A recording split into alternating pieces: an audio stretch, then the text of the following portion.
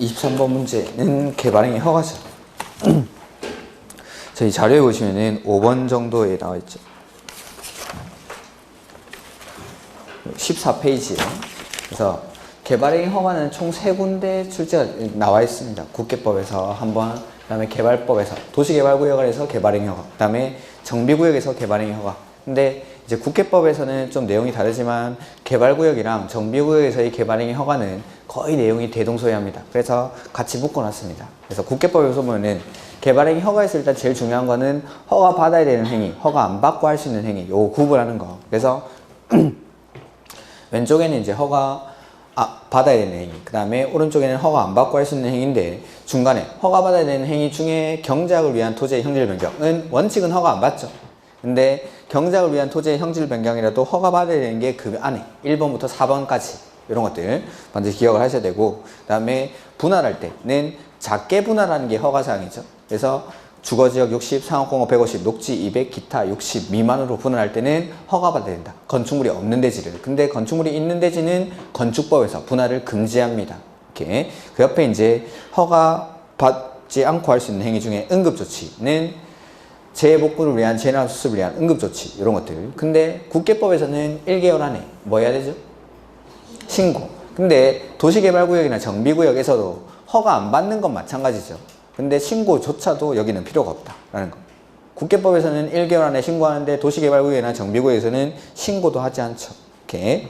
그 다음에 그 국계법에서 허가받아야 되는 행위 중에 맨 밑에 봐보시면은 그 별표로 해가지고 도시군 계획사업에 의한 행위는 허가받지 않고 할 수 있다. 도시군 계획사업이 뭐죠? 시설사업, 개발사업, 정비사업으로 허가받아야 되는 행위를 할 때는 그때는 허가 안 받고 그냥 해도 되죠. 이렇게. 그 다음에 뭐 나머지 허가받아야 되는 행위는 됐고, 그 다음에 도시개발구역이나 정비구역에서는 저기 허가사항 중에 1번에 건축물의 건축에는 가설 건축물의 건축을 포함하고 대수선이랑 용도 변경을 포함하는데, 정비구역에서는 뭐가 빠지죠? 대수선은 허가사항이 아니죠. 정비구역에서는. 그 다음에 국계법에 없던 7번 중목의 벌채 및 식재가 도시개발구역이나 정비구역에서는 허가사항으로 들어갑니다. 이렇게. 그 다음에 오른쪽에 허가 안 받고 할 수 있는 허용사항에 보시면은 응급조치, 여기서는 신고도 필요 없고, 7번에 보시면 기존 건축물 붕괴 등 안전사고 우려가 있는 경우 해당 건축물에 대한 안전조치를 위한 행위, 요거는 정비구역에서 허가 안 받고 할 수 있는 행위. 개발구역에는 이거 없습니다. 그 다음에 나머지는 글자 한자 안 틀리고 다 똑같습니다. 개발구역이랑 정비구역에서 허용사항은.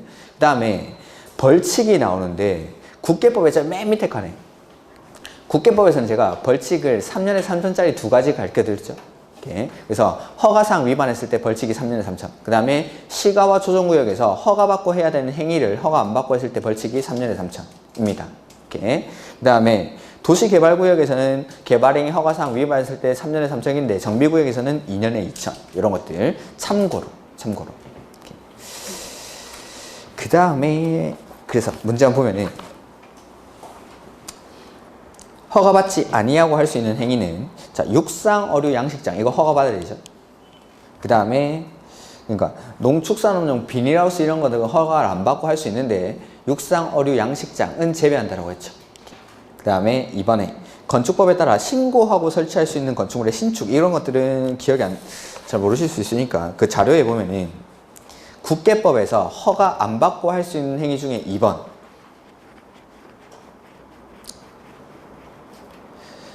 건축물의 건축인데 1번에 신고하고 설치할 수 있는 건축물의 개축, 증축, 재축인데 신축은 안 되고, 우리 신고 대상 건축물이 있죠? 증축할 때 바닥 면적 합계는 응 하지 마시고 응은 뭐 또 85 바닥 면적 합계가 85제곱미터 이내의 증, 개, 재축 높이는 3m 이하. 그다음에 신축할 때 어디서? 촌에서 관리, 농림, 자연환경 보존지역에서 규모는 2미, 3미, 200제곱미터 미만, 3층면 이런 것들을 개발행위 허가는 신축은 안 되고, 신축은 개발행위 허가를 받아야 되고, 그러니까 건축법에서는 건축 신고를 하고 그 다음에 개발행위 허가도 또 따로 받고 이렇게 2개를 받는 거죠. 건축 허가 대상 건축물도 건축 허가도 받고 개발행위 허가도 받고 2개 받는 겁니다. 다만 건축 허가를 받으면 개발행위 허가가 의제가 될 뿐이지, 근데 개발행위 허가를 받았다고 해서 건축 허가는 의제가 안 된다라고 했죠. 그래서 이런 것들. 근데 신축하는 건 안 되고 개축, 신고 대상 건축물을 개축, 증축, 재축하는 거 이런 것들은 허가 없이 할 수가 있다라는 거. 이렇게. 그래서 신축이라고 했으니까 이거는 허가를 받아야 되는 거죠. 그다음에 건축물이 없는 토지를 건축물이 있는 대지는 여기서 규제하는 게 아니죠. 개발행위 허가에서 건축물이 없는 토지를 분할 제한 면적 미만으로 토지 분할하는 거는 허가를 작게 분할하는 거니까 허가를 받는 거죠. 작게 분할하는 거니까. 그 다음에 4번 도시군 계획사업에 의해서 일정 규모 이상이든 뭐든 관계없습니다. 도시군 계획사업으로 할 때는 허가 안 받습니다. 도시군 계획사업을 할 때는. 그 다음에 조성이 완료된 기존 대지에 건축물이나 그 밖에 공작물을 설치하기 위해서 절토나 성토는 제외합니다. 거기 허가 없이 할 수 있는 행위 중에서 4번에 보면은 형질 변경. 조성이 완료된 기존 대지에 건축물이나 그 밖에 공작물을 설치하기 위한 토지의 형질 변경인데 가로 안에 뭐는 제외하죠? 절토, 성토. 그러니까 절토나 성토는 경미한 행위로 보지 않겠다라는 의미입니다. 이게. 이렇게. 그 다음에 24번. 개발행위 허가에 관한 설명으로 옳은 것. 도시개발구역 안에서 건축물의 건축, 용도 변경하는 경우에는 특별시장, 광역시장, 시장군수의 허가를 받아야 하지만 대수선은 허가를 받지 아니하고 할 수 있다. 아니죠. 도시개발구역에서는 대수선도 허가 받아야 되죠. 정비구역에서 대수선이 허가사항이 아닌 거지 도시개발구역에서는 대수선도 허가 받아야 됩니다. 이렇게. 정비구역에서 대수선이 허가사항이 아닌 거죠. 2번 도시개발구역 안에서 재해복구나 재난 수습을 위한 응급조치 허가받지 않고 할 수 있습니까? 네, 허가 안 받는 거 맞죠? 다만 뭐 해야 되죠? 신고 안 한다니까. 도시개발구역이랑 정비구역에서는 신고도 필요가 없다라고 신고 X라고 강조까지 해놨죠. 신고. 국계법에서는 응급조치하고 나서 신고하지만 개발구역이나 정비구역에서는 신고조차도 하지 않습니다. 이렇게. 3번 허가를 받아야 하는 행위로서 도시개발구역 지정 및 고지 당시 이미 관계 법령에 따라 허가를 받거나 허가를 받을 필요 없는 행위에 관해서 사업이나 공사에 착수한 자는 얼마 안에? 30일 안에 뭐하고? 신고하고 사업을 계속할 수 있다. 이거는 기득권 보호죠. 도시개발구역이나 정비구역 지정 공시 당시에 이미 사업이나 공사에 착수한 사람은 원칙이 30일 내에 신고하고 사업을 계속할 수 있다. 관리계획 결정 당시에는 그냥 관리계획 결정과 관계없이. 근데 도시개발구역이나 정비구역 지정 당시에는 30일 내에 신고하고. 그래서 3번이 정답. 그 다음에 특별시장, 광역시장, 시장군수가는 개발행위 허가를 할 경우 주민의 의견을 청취해야 한다. 이런 건 없습니다. 경작지에서 관상용 중목의 임시직재는 허가를 받지 아니하고 할 수 있다. 관상용 중목의 임시직재는 허가 안 받고 할 수 있죠. 근데 어디서는 안 되죠? 경작지. 그거는 경작물이 되니까 보상의 대상이 됩니다. 이런 것들은 허가 받고 해야 되죠. 오케이. 그 다음에 25번. 개발행위 허가 절차에 관한 설명으로 옳은 것. 자, 허가받은 사항을 변경하려고 합니다. 뭐 받아야 되죠? 허가. 인가받은 사항 변경할 때는 인가. 다만 경미한 사항을 변경할 때는 다른 걸 하는 거죠. 근데 개발행위 허가에서 경미한 사항의 변경이 사업기간을 연장하는 거랑 단축하는 것 중에 어떤 거? 단축. 면적을 확대하는 거랑 축소하는 것 중에 축소인데 몇 프로? 5%. 축소? 5%. 그래서 범위에서 축소하거나 확대 빠져요. 확대. 축소? 변경 허가를 요하지 않고 이때는 통지한다라고 했습니다. 개발행위 허가에서는 경미한 사항 변경을 통지합니다. 신고하는 것도 아니고 통지합니다. 그 다음에 관리계획 및 성장관리 방안의 내용에 어긋나는 경우에는 개발행위 허가를 할 수 없다. 2번이 정답이죠. 자, 개발행위 허가를 할 때 허가를 내어줄지 말지 고민을 하는데 그 고민하는 기준이 5가지가 있었죠. 첫 번째는 개발행위 규모에 적합할 것. 이 규모가 주거지역, 상업지역, 자연녹지, 생산녹지는 1만 미만.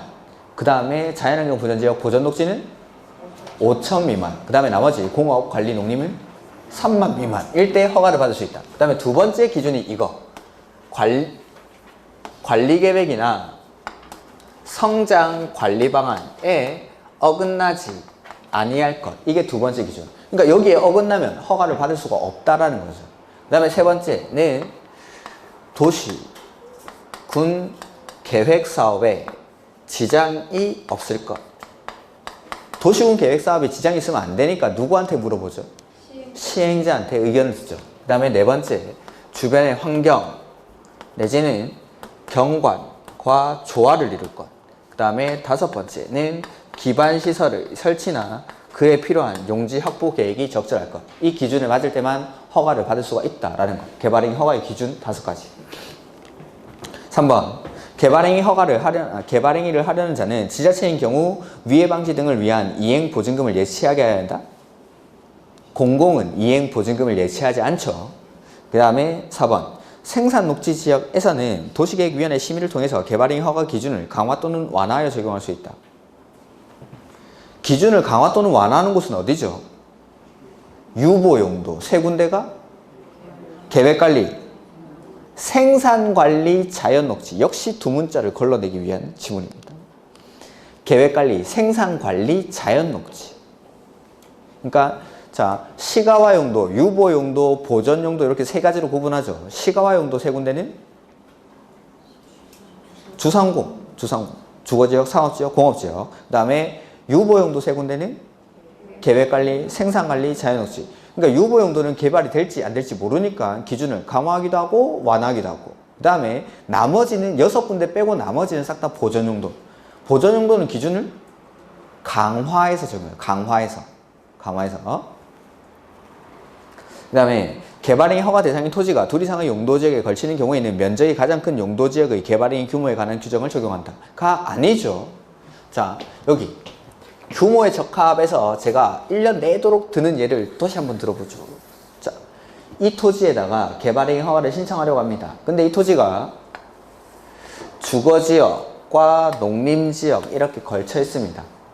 이런 데서 개발행위 허가를 받을 때 규모를 정할 때에는 자, 주거지역이 9,000, 농림지역이 25,000제곱미터라고 해보면은 자, 일단은 둘 이상의 용도지역에 걸쳐 있을 때는 각각의 용도지역에 속하는 부분에 대해서 개발행위 규모에 적합해야 됩니다. 그러니까 주거지역은 얼마 미만이어야 되죠? 1만 미만. 맞죠? 그 다음에 농림지역은 3만 미만. 각각의 개발행위 규모에 적합해야 되고, 그리고 여기서 하는 개발행위는 하나의 개발행위이기 때문에 총 면적을 또 따집니다. 총 면적이 여기서는 34,000이 되죠. 총 면적이 걸쳐있는 용도지역 중에 개발행위 규모가 가장 큰 용도지역의 규모를 초과해서는 아니 된다라는 거. 그래서 여기 가장 큰 규모가 여기 농림지역인데 농림지역은 3만 미만이 되는데 지금 총 면적이 34,000이 돼버리죠. 이럴 때는 허가를 받을 수가 없다라고 했죠. 그래서 요거 허가 받으려면 이렇게 바꾸면 된다고 했죠. 그래서 일단은 각각의 용도지역의 개발행위 규모에 적합해야 되고 총 면적 역시 용도지역의 규모가 가장 큰 개발행위 규모가 가장 큰 용도지역의 규모를 초과해서는 아니 된다. 이렇게 길게 써야지 이렇게 간단한 게 아니죠. 그 다음에 26번 개발행위 허가 제한에 관한 설명으로 틀린 것. 아까 제한은 봤죠. 개발행위 허가 제한, 그 다음에 정비구역 지정 전에 정비 예정구역에서 개발행위 허가 제한, 그 다음에 건축 허가 제한. 항상 제한하는 사유, 제한하는 기간 이런 것들. 자, 1번 개발행위 허가를 받은 1번 보전관리지역이 아니라 녹지지역이나 계획관리지역. 녹지지역이나 계획관리지역에서 수목이 집단적으로 자라고 있거나 조수류 등이 집단적으로 서식하는 지역 내지는 우량농지로서 보존할 필요가 있는 지역일 때 녹지지역이나 계획관리지역이지 여기 보전관리지역이 아닙니다. 녹지지역이나 계획관리지역. 그래서 1번이 틀렸고, 그 다음에 2번 개발행위 허가를 제한하는 경우 심의를 거쳐 한 차례 얼마 동안? 3년 동안 제한할 수 있죠. 다만 일정한 지역에 대해서는 심의를 거치지 아니하고 연장할 때는 심의를 거치지 아니하고 한 차례만 얼마? 2년. 일정한 지역이 계획을 수립 중이거나 수립할 예정인 곳. 이렇게 기본계획이나 관리계획을 수립 중인 지역. 그 다음에 지구단위 계획구역, 기반시설 부담구역 이런 데서는 연장을 할 수 있죠. 심의를 거치지 않고 한 차례 2년 동안. 그 다음에 3번 시도지사가 개발행위 허가를 제한하는 경우 제한하고자 하는 지역을 관할하는 시장 군수의 의견을 듣고 심의를 거쳐 개발행위 허가를 제한한다. 맞죠? 국장이나 시도지사, 시장 군수가 자, 기억이 안 나시면 다시 보면 되죠. 아까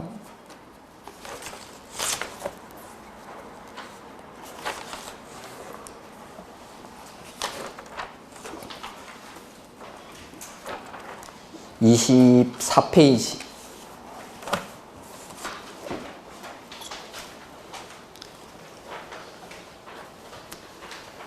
거의 제한할 수 있는 사람은 국장, 시도지사, 시장, 군수, 에블바디가 다 제한할 수 있죠. 그래서 절차에 가로 4번에 동그라미 2번 보시면은 개발행위 허가를 제한하고자 하는 자가 국장이나 시도지사일 때, 지금 제가 저기는 지문에는 시도지사만 써놨죠. 국장이나 시도지사가 제한하려고 할 때는 누구한테 의견 듣죠? 시장, 군수한테 의견 듣고 심의 거쳐서 제한한다. 오케이. 그래서 3번이 맞죠. 오케이. 시장, 군수한테 의견 듣고, 오케이. 주민한테 의견 듣는 게 아닙니다. 그 다음에 4번. 개발행위 허가를 제한할 사유가 없어진 경우에는 그 제한 기간이 끝나기 전이라도 지체 없이 허가를 해제해야 한다. 맞죠? 그 다음에 지구단위 계획구역에서는 연장이 가능합니까? 그러니까 최장 얼마 동안? 5년 동안 제한을 할 수가 있죠. 오케이. 그 다음에 기반시설 부담구역 옳은 것. 해당 지역의 전년도 인구 증가율이 그 지역에 속하는 잠깐 거기 26번 옆에 OX 지문에 12번 한번 볼게요. 12번. 성장관리 방안 이거 누가 수립하죠? 특광시군이. 자, 개발행위 허가권자, 성장관리 방안, 개발밀도관리구역, 기반시설 분할구역 지정하는 사람 싹 다 특광시군이라고 했죠? 이렇게. 그래서 특광시군이 어디에다 수립하죠? 유보랑 보전 용도에다가. 즉 시가화 용도인 주거지역, 상업지역, 공업지역은 성장관리 방안을 수립하지 않죠. 유보랑 보전. 그래서 개발 수요가 많아 무질서한 개발이 진행되고 있거나 진행될 것으로 예상되는 주거지역은 성장관리 방안을 수립하지 않는다라는 거. 성장관리 방안 수립 대상 지역이 지금까지는 기출문 문제에 유일하게 나왔으니까 제가 거기 성장관리 방안의 내용, 지구단위 계획의 내용이랑 비슷했습니다. 용기 꼭 들어가야 되고, 근데 높이는 꼭 들어가야 되는 건 아니고 들어갈 수 있는 사항. 건축물의 배치, 형태, 색채, 높이 이렇게 되어 있습니다. 성장관리 방안에는. 이렇게. 용기가 꼭 들어가야 되는 건 지구단위 계획이랑 똑같다라는 거. 이렇게. 그런 것들도 좀 보시고. 그 다음에 기반시설 부담구역 27번. 기반시설 부담구역은 부족해진 기반시설의 설치가 가능한 지역입니까? 곤란한 지역입니까? 그래서 여기서는 개발행위가 일어나야 되죠. 개발행위는 해, 대신에 돈 내라고 하는 게 기반시설 부담구역. 그래서 행위 제한이 해제되는 곳에 지정합니까? 강화되는 곳에 지정합니까? 해제, 완화되는 곳. 행위 제한이 해제가 되고 완화가 되니까 백화점이 지어지죠. 백화점이 지어지는 대신에 백화점이 지어짐으로 인해서 기반시설이 부족해지니까 신세계 니네 돈 내 라고 하는 게 기반시설 부담구역. 그리고 개발행위 허가 건수, 인구 증가율 이런 것들이 숫자는 20%. 그래서 보면은 해당 지역의 전년도 인구 증가율이 그 지역이 속하는 특별시, 광시, 시군의 인구 증가율보다 20% 이상 높은 지역은 기반시설 부담구역으로 지정해야 한다. 1번이 정답. 그 다음에 전년도 개발행위 허가 건수가 전전년도 개발행위 허가 건수에 비해 20% 이상 증가한 지역. 그 다음에 행위 제한이 해제되거나 완화되는 지역. 이러한 지역을 기반시설 부담구역으로 지정하여야 한다라는 것. 그 다음에 기반시설 부담구역 지정고시로부터 얼마 안에 기반시설 설치 계획을 수립을 해야 되죠? 1년 안에 안 하면 1년이 되는 날이 다음 날에 기반시설 부담구역의 지정은 해제된 것으로 본다. 3번 국가계획과 관련해서 기반시설 부담구역의 지정이 필요한 경우에는 국장이 기반시설 부담구역을 지정한다. 기반시설 부담구역 누가 지정하죠? 특광시군이. 국장이 지정하고 이런 거 없습니다.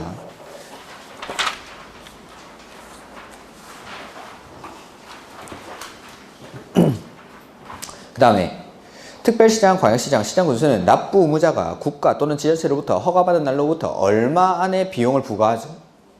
2개월 안에. 허가받은 날로부터 2개월 안에 비용을 부과하고 납부하는 시기는 사용 승인 신청 시까지 부과하는 것. 자, 기반시설 설치 비용 부과 대상 행위는 모든 개발 행위가 아니었죠. 200제곱미터를 초과하는 건축물의 신축, 증축에 대해서만 비용을 부과합니다. 그래서 이 비용은 부과하는 시기는 이 행위에 대해서 허가받은 날로부터 2개월 안에 부과를 하고 비용을 납부하는 시기는 사용, 승인, 신청 시까지.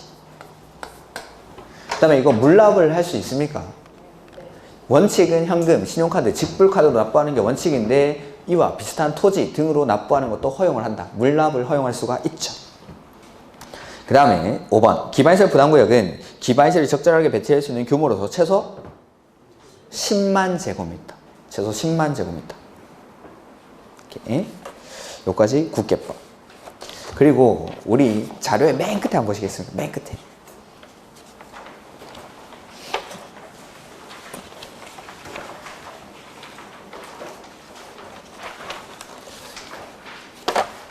거기 36페이지 보면은 여러분이 가장 힘들어하는 권한자를 제가 다 정리를 해놨어요. 이게 어려운 게 아닌데 광역도시계획 수립은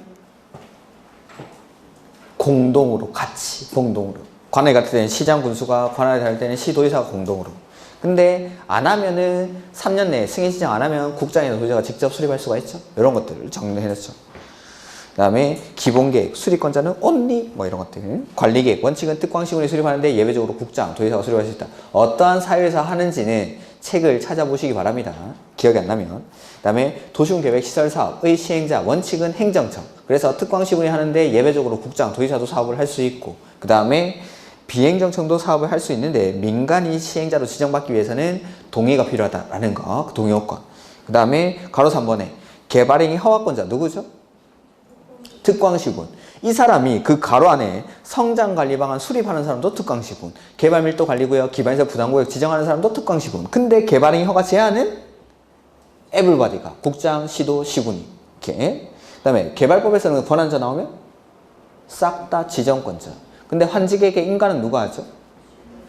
시장, 군수, 구청장. 그 다음에 도시개발구역에서 개발행위 허가는 특광시군이 합니다. 그 다음에 정비법에서 맨 앞에 정비법에서 대부분은 시장, 군수 등이 하는데 이 사람들이 정비계획의 입안권자입니다. 정비계획 입안권자. 그래서 시장, 군수 또는 구청장 등 이걸 묶어서 시장, 군수 등이라고 합니다. 정비법에서는. 그래서 정비기본계획은 특별시, 광역시, 시가 수립하죠. 군은 수립하지 않고 특별시, 광역시, 시장. 그 다음에 구역지정은 특광시군이. 이런 것들. 그 다음에 건축법에서 건축허가 원칙은 시장, 군수, 구청장. 근데 큰 거 지을 때 21층 이상이나 10만 제곱미터 이상의 건축물을 특별시나 광역시에서 건축할 때는 특별시장, 광역시장이 허가죠. 그래서 허가권자에 절대 나오면 안 되는 사람이 도지사. 국장보다도 도지사의 강조. 도지사. 그래서 21층 이상이나 10만 제곱미터 이상의 건물을 광명시에서 지으려고 합니다. 경기도지사한테 허가받는 거 아니고 광명시장한테. 조그마한 건물 지을 때도 광명시장한테. 광명시에서는 무조건 허가를 광명시장이 합니다. 다만 큰 거 지을 때는 경기도지사의 사전 승인을 받아야 해요. 사전 승인. 사전 승인의 대상이지 도지사가 허가를 하는 경우는 없다라는 거죠. 그 다음에 건축 허가 제한은 허가권자는 제한할 수 없고 국장이 제한하거나 시도지사가 제한하거나 이런 것들. 그 다음에 주택법에서 조합 설립 인가 같은 거 시장, 군수, 구청장이 하죠. 그 다음에 사업계획 승인권자 원칙은 지자체장인데 면적을 가지고 구분하죠. 10만 제곱미터 이상일 때는 특별시장, 광역시장, 도지사, 대도시시장 시도, 대도시가. 근데 10만 제곱미터 미만일 때는 특광시군이. 그리고 예외적으로 사업계획 승인을 국장이 하는 경우가 있었죠. 기억이 안 나시는 분은 참고로 찾아보시고 이런 것들. 330만 제곱미터 이상은 택도 없다 이런 것들. 그 다음에 국가나 주공이 사업을 시행할 때. 그 다음에 수도권이나 광역시의 긴급한 주택난 해소, 지역기능개발, 광역적 차원의 조정이 필요해서 국장이 지정고시하는 지역에서 주택건설 사업을 시행하는 경우 이런 것들. 그 다음에 이 사업계획 승인권자에 따라서 사용검사를 하는 사람이 달라지죠. 지자체장이 사업계획 승인을 한 경우에는 사용검사를 시장, 군수, 구청장이. 근데 국장이 사업계획 승인을 하면은 사용검사도 국장이. 이거는 저 앞에 허가랑 사업계획 승인 비교하는 게 있습니다. 거기에도 상세하게 적혀져 있습니다. 그 다음에 농지법에서도 권한자 이렇게 정리를 해놨고, 그 다음에 주택법에서 조금만 더 하면은 자리가 한 장이 더 넘어가야 돼서 이거 빼버렸는데, 그 민간 택지에서 분양가 상한제 이거 누가 지정하죠? 국장이. 투기가 알지구는 누가 지정하죠? 국장이나 시도지사가. 조정 대상 지역은 국장이. 이렇게. 그래서 조정 대상 지역이랑 분양가 상한제는 국장이, 투기가해지구는 국장이나 시도지사가 이런 것들 권한자도 거의 대부분의 권한자가 여기 다 적혀 있습니다. 자, 그 다음에 개발법.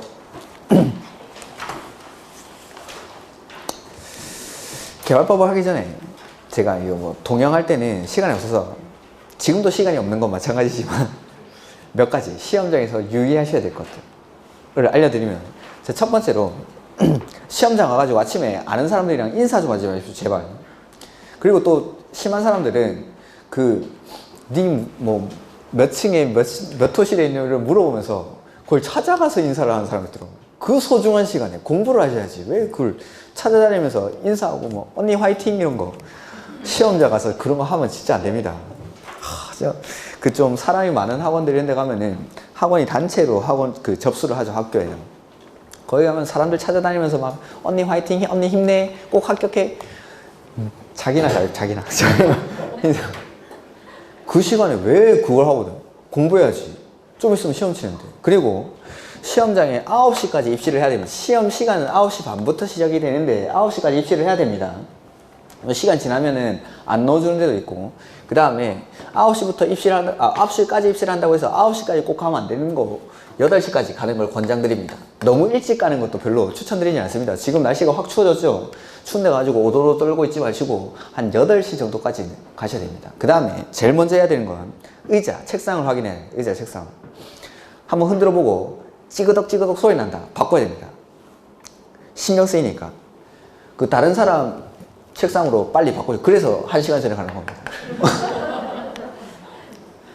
다른 사람이 피해보면 어떡해? 괜찮습니다. 우리 시험은 결시율이 이렇게 높은 시험은 세상에 존재하지 않습니다. 절반은 시험치러 안 옵니다. 그러니까 다른 사람도 일찍 와가지고 책상을 바꿀 겁니다. 그러니까 신경 쓰지 마시고 다른 책상으로 바꾸시고, 중학교, 고등학교다 보니까는 중학교 같은 데 가면 특히나 좀 책상 높이가 낮은 책상들이 있습니다. 키 크신 남자분들, 이런 분들은 체형이 안 맞으면은 책상을 좀 바꿔주셔야 됩니다. 그리고 내가 좀 늦게 가서 못 바꿨다 그러면은 감독관한테 저 안 온 것 같은데 결시자랑 책상을 좀 바꾸겠다라고 필요한 게 있으면은 감독관한테 말씀을 하셔야 됩니다. 시험 중간에는 말씀하지 마시고. 이렇게. 그 다음에 8시에 가가지고 봐야 되는 게, 일단은 먼저 민법 보는 걸 추천드립니다. 상대적으로 암기사항들이 많은 과목을 시험 시간에 임박해서 보는 겁니다. 그러니까 암기사항이 좀 덜하고 내가 확인해야 되는 거 몇 가지가 작은 것들, 민법 먼저 보고, 그 다음에 암기사항 두 문자도 많고 암기사항이 많은 학개론을 임박해서, 그거랑 똑같은 이유로 점심시간 밥 먹는 시간 아니죠. 2차 공부하는 시간입니다. 그때도 그냥 대충 봐도 되는 공법 먼저 보시고, 그냥 열심히 봐야 되는 중개법을 시험에 임박해서 보는 겁니다. 이렇게. 공법은 대충 봐도 되니까. 뭐 열심히 봐도 틀리고, 대충 봐도 틀리고, 뭐 마찬가지니까. 공법을 그냥 뭐 좀 요기는 해야 되니까, 뭐 그거는 점심시간 요령은 다시 조금 이따 말씀드리고, 그 다음에 이제 민법 학개론 순서대로 보시고, 그 다음에 중요한 게 시험 감독관의 지시사항은 웬만하면 따르시는 게 좋습니다. 책상에 책 넣으십시오 하면은 넣으십시오. 끝까지 한자 더 보겠다고 밑에 내려가지고 이렇게 보고 있고 그런다고 해서 머리에 들어오고 그러지 않습니다. 그냥 넣으라고 하면 넣고, 그 시간에 그냥 눈을 감고 좀 이렇게 마음을 좀 진정시키는 그런 시간으로 가지시는 게 훨씬 더 낫습니다. 그리고 내가 방금 학개론 이렇게 외웠던 거 다시 한번 생각하고 눈 감고, 이런 것들 암기하고 있구나, 이런 것들. 그러니까 책 넣으라고 하면 넣고, 가방 내라고 하면 내십시오. 얼마 전에 경찰 시험에서 난리가 났었죠, 이거. 공부하느라 뉴스 볼 시간이 없었습니까? 경찰 공무원 시험에서 문제가 출제 오류가 있었습니다. 그걸 수정을 해주면서 그 감독관이 실수를 해버렸습니다. 그리고 추가 시간을 줬다라는 의혹도 제기가 되고 있고, 거기 시험 감독관으로 오는 사람들 공무원이죠. 공무원들이 주말에 특근 수당 받고 한 일당이 10만 원이 안 될 겁니다. 그 정도 돈 받고 나와가지고 하는 겁니다. 그래서 이번에는 아마 시험 시간을 엄격하게 지킬 겁니다. 우리 시험 같은 경우에는 아무래도 연세에 있으신 분들도 좀 있다 보니까는 옆에서 좀 낫더라 하면은 시간을 조금 더 주는 경우도 있었습니다. 근데 그걸 자기들끼리 알면 되는데 꼭 나와가지고 카톡을 하죠. 우리 감독관은 5분 더 주던데 이러면서 소문이 납니다, 소문이. 그런 것들이 어느 정도 무마되는 경우도 있는데 지금 이번 경찰 시험 같은 경우에는 그게 젊은 애들이 나와가지고 우리 감독관은 시험 더 줬다, 뭐 출제 오류가 있어가지고 이거 뭐 칠판에 적으면서 정답 말해버렸다 막 이러면서 이거를 카톡으로 다 해버리니까 이게 다 퍼져 나온 겁니다. 그러면서 이런 사람들, 그 사람들 징계받습니다. 그 고가 점수에서 깎입니다. 괜히 일당 10만 원 벌고, 그 주말에 집에 있으면은 집사람이 잔소리하고 이러니까 에이 나가서 돈이나 벌자 하는 40, 50대 가장들이 주로 감독관에 들어오죠. 그리고 짬밥 안 돼서 어쩔 수 없이 나가는 젊은 사람들. 그래서 나이 많은 사람 한 명, 젊은 사람 한 명 이렇게 보통 들어옵니다. 그러면은 나이 많은 사람이 앞에 서 있고 뒤에 있는 젊은 사람이 뒤쪽에 이렇게 서 있는데, 이런 사람들이 굳이 여러분한테 5분 더 줘가면서 자신을 인사 고과에 불리한 그런 걸 할 필요가 없는 겁니다. 그리고 경찰 시험에서 이거 얼마 전에 뉴스에 날 정도로 문제가 됐던 겁니다.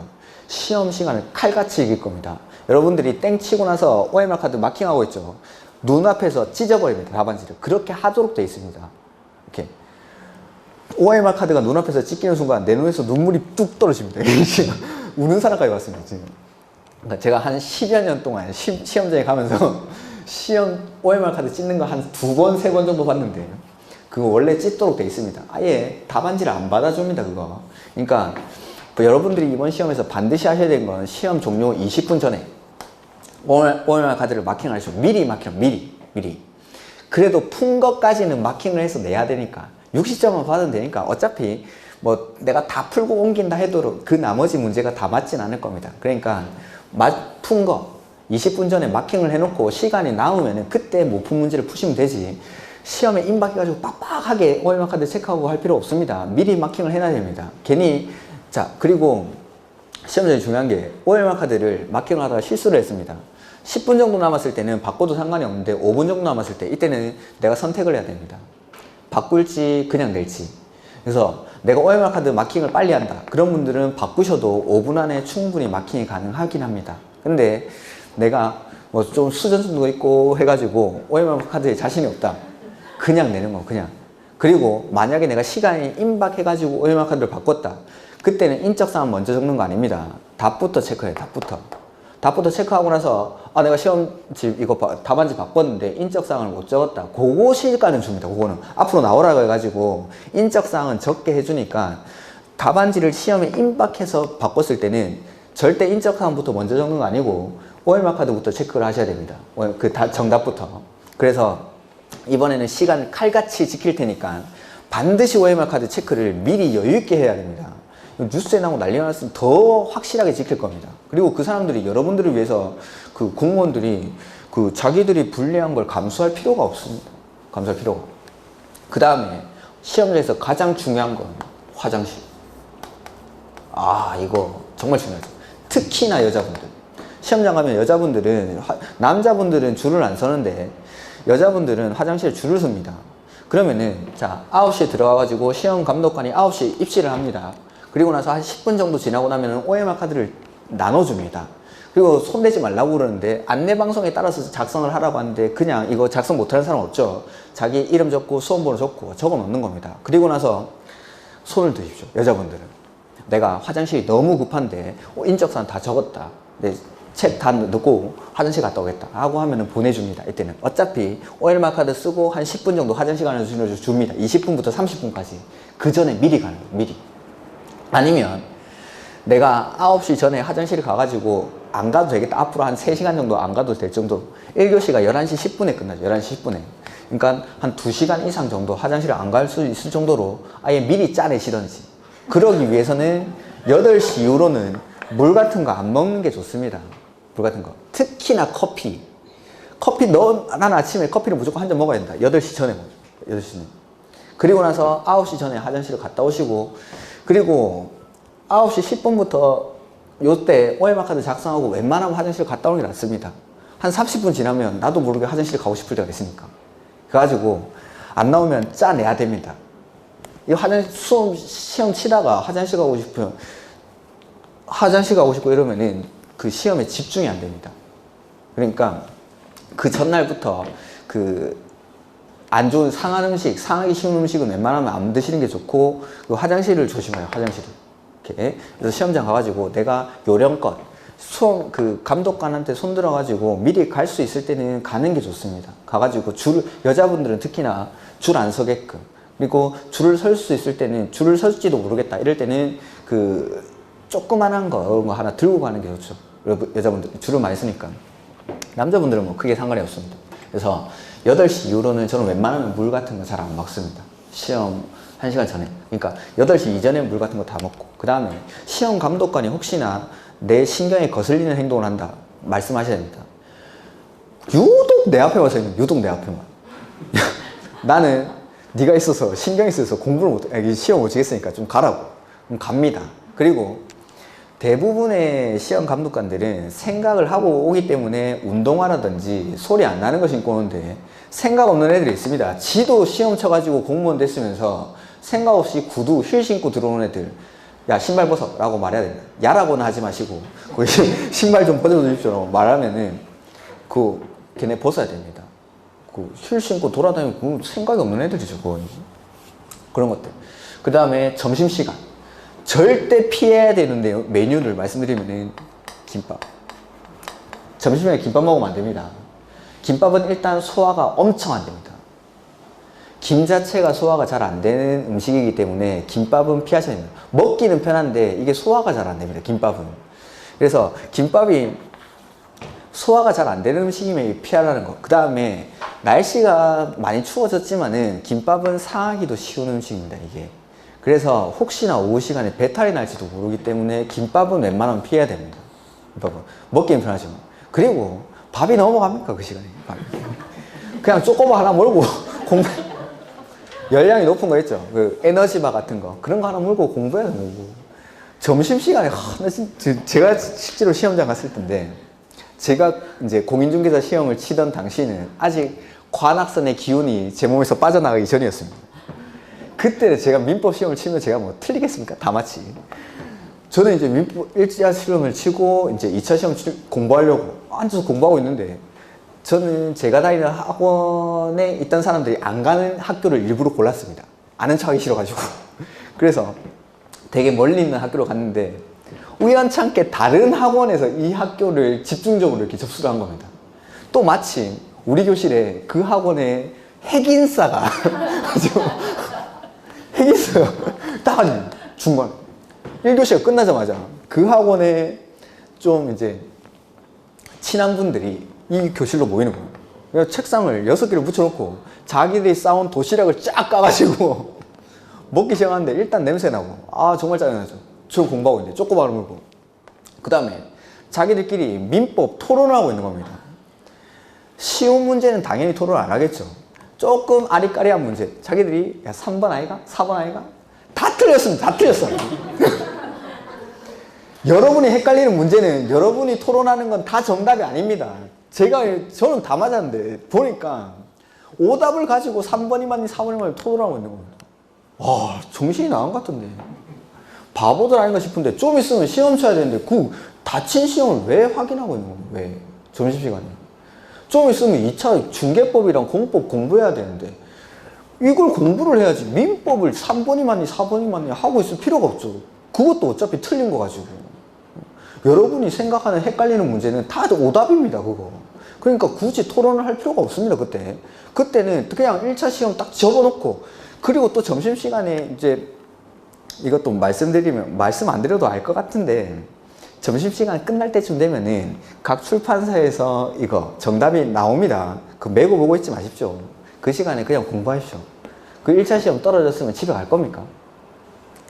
1차 시험 떨어졌으면 집에 가야 되긴 한데 그냥 매겨보지 말고 그냥 2차 공부하십시오. 그때 언제 올라올지도 모릅니다. 그거 교수들이 이제 퀵으로 받아가지고 문제를 그 자리에서 막 풀어가지고 정답을 올리는데 정확하지 않을 뿐만 아니라 빨리 풀다 보니까 교수들도 실수를 합니다.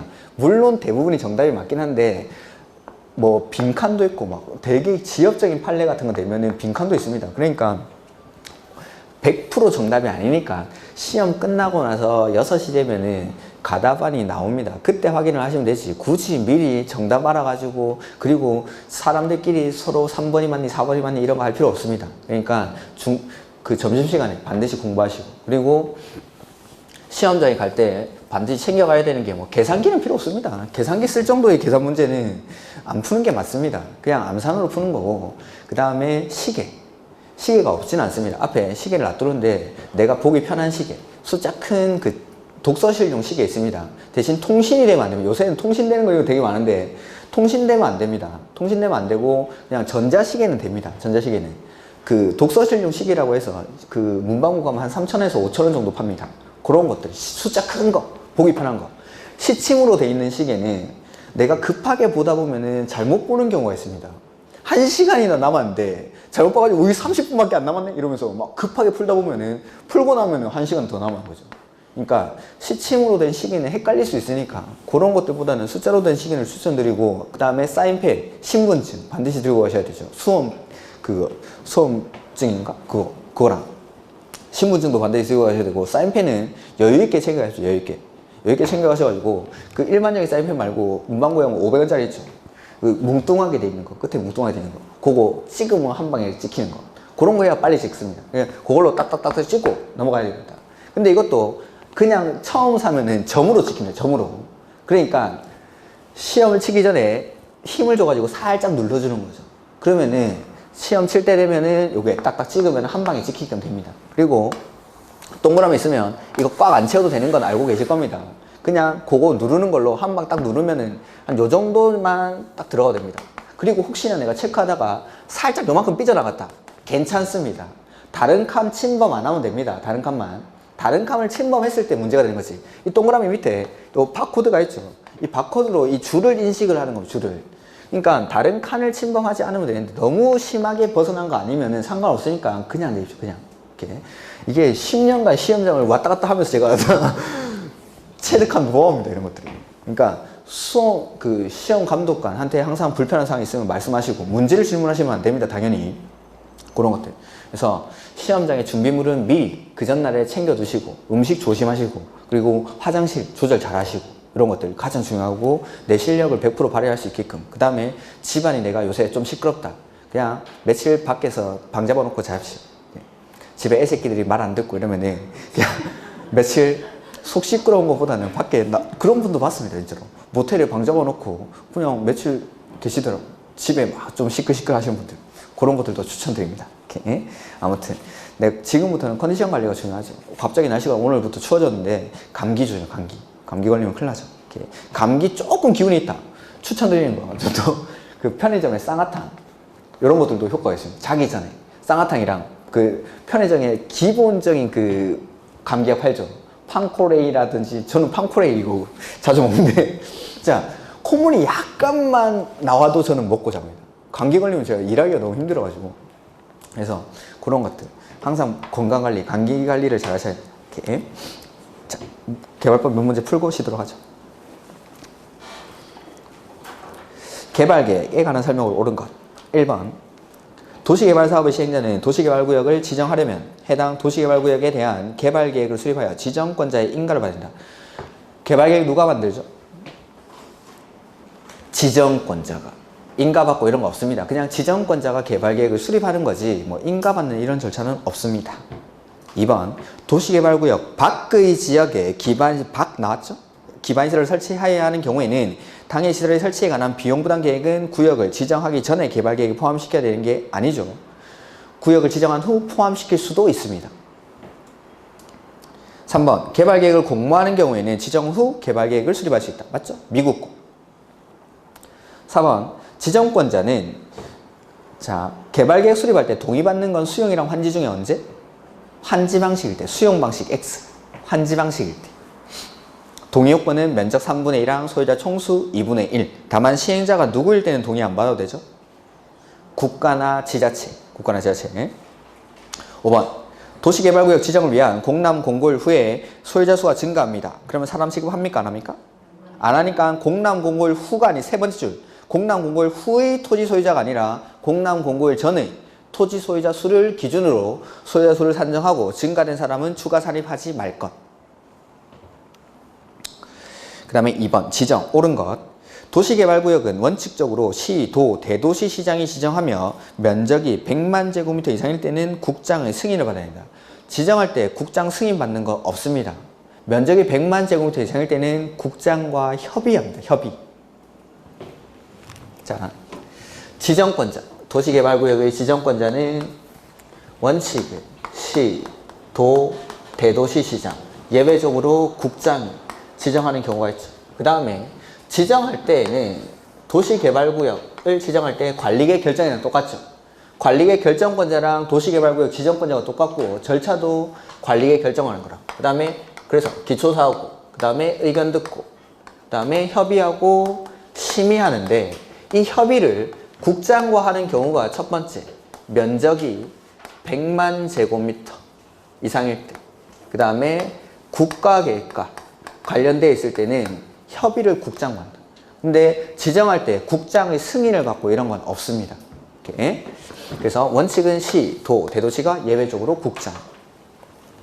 그 다음에 2번 지자체가 도시개발 사업을 실시할 필요가 있는 경우에는 국장이 도시개발구역을 지정한다. 국장이 도시개발구역을 지정하는 사유가 5가지. 천, 국, 이, 제, 요라고 했죠. 그래서 첫 번째 시, 도, 대도시가 지정을 하는데 만약에 지정하는 지역이 둘 이상의 시, 도, 대도시에 걸쳐 있습니다. 어떻게? 협의. 근데 협의가 이루어지지 않으면 국장이 지정을 한다. 둘 이상에서 협의가 이루어지지 않았을 때. 그 다음에 국가가 도시개발 사업을 시행할 필요가 있을 때. 지자체가 아니라 국가가. 세 번째는 천재지변. 네 번째는 국장한테 제안하고 그 다음에 국장한테 요청하고. 국장한테 제안하는 사람 누구죠? 공공기관이나 정부 출연기관의 장이. 면적은 30만 제곱미터 이상으로 국가계획과 밀접한 관련이 있을 때. 그 다음에 국장한테 요청하는 사람은 중앙행정기관의 장. 이렇게. 그래서 지자체가 아니라 국가가 도시개발 사업을 실시할 필요가 있을 때에는 국장이 도시개발구역을 지정.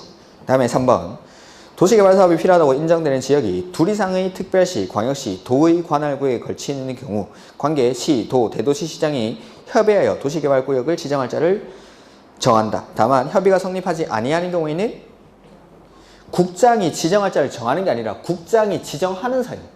국장이 지정을 해버립니다. 그냥. 협의가 성립하지 않으면 국장이 지정을 한다. 지정할 자를 정하는 게 아니라 국장이 지정을 하는 사유. 국장이 지정하는 사유 5가지. 이렇게. 그 다음에 시장, 군수, 구청장은 도시계획위원회 심의를 거쳐 시도지사에게 도시개발구역 지정을 요청할 수 있다. 아까 제안할 때 제가 제요하면서 시장, 군수, 구청장이 시도지사에게 도시개발구역 지정을 요청하는 경우에는 도시계획위원회의 심의를 거칩니까? 자문을 거칩니까? 자문. 심의가 아니라 자문.